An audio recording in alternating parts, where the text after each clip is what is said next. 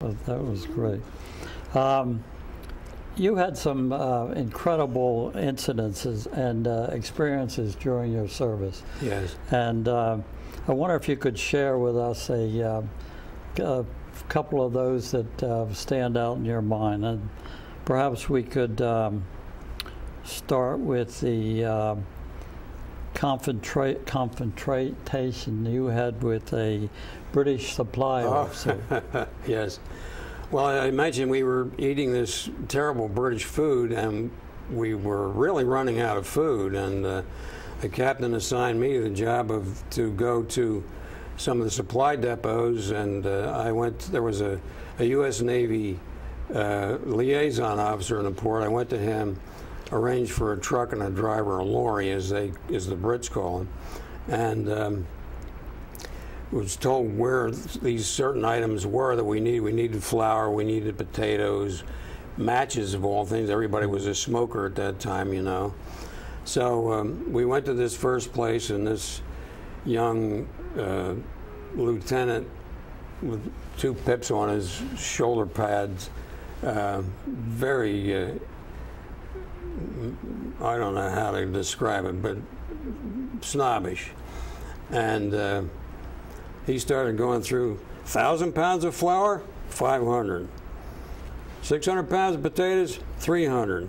And he just slashed everything in half. And I was really getting mad. And I finally confronted him. I said, look, we've been eating your lousy food for several months. Our people are hungry. I insist we get everything that's on that thing. And I started cussing him out, quite frankly. And so at that point he said, well, you're going to be up for insubordination. And but I got what I came for. And on the way back to the ship, I stopped at the liaison office, and I told the officer in charge what had happened. He said, don't worry about a thing. He said, I'll take care of it. He said, that's what I've been wanting to tell him for a long time. You can do it because you're a transient, but I can't because I'm here. You can't get away with it. Right. But the next one perhaps was you were leaving Iran to return home, yes. And your captain mouthed off to the harbor master. The water barge, yes. Yeah. The water barge came alongside. We needed water to make the voyage back. And he bumped the ship really hard, and our captain he was a mean, tough guy anyway. And he mouthed off. And so the water barge captain at that point gave him the 5-finger salute and took off. And so here we are ready to sail. They're making up a convoy. So Walter, as engine cadet, spent all his time on the evaporators for 3 weeks till we got back to the States. We were limited to water use. It had to be used more for the steam than for anything else. Mm-hmm. That was very interesting, I imagine. Yeah, we were all unhappy because all the way home, no showers because of that. Exactly, exactly. Yes, right. On the lighter side, at one point you had to, in an emergency as the officer of the deck, you had to make a full hard right rudder. Oh, yes. That was along the coast of Morocco. We were headed for Casablanca. It was just immediately after the war.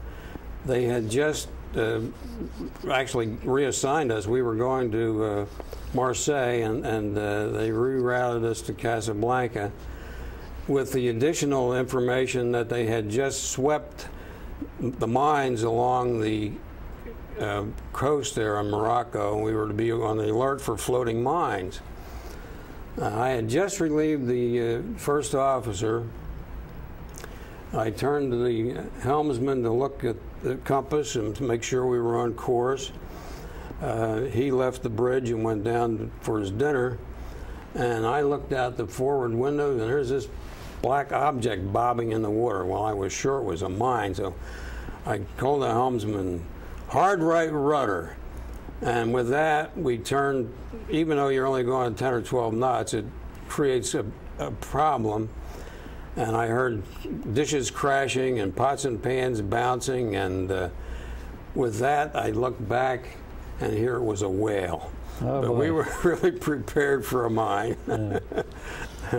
Well, you did what you had to do. Absolutely. Right? Right. You never know. Right. let's talk a little bit about the Merchant Marine Service and the fact that they were never eligible for military benefits. That's correct. Right. And has that been corrected at all, or? Well, it's been corrected partially in that those that qualify that did spend their time in the war zones qualified to receive Veterans Administration benefits as far as medication and that sort of thing. And I am able to receive some medications through the VA. But we've never been recognized officially by the U.S. government.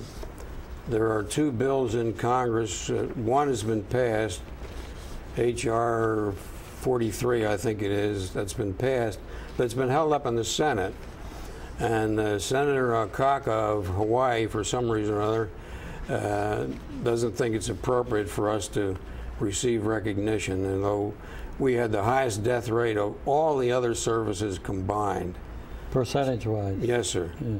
And that is, we feel, very unfair. So is that still an ongoing effort? It is, yes. It is. Yeah, right. Well, that's Merchant Marine combat survivors, I think, is the term. And it's a loose organization that's attempting to get this recognition. Well, we wish you the best of luck with that effort. Thank you. It would be about time if... well, we'll all be dead pretty soon. Well, in conclusion, I want to thank you very much, Bill, for joining us today. Well, I'm happy to do it. We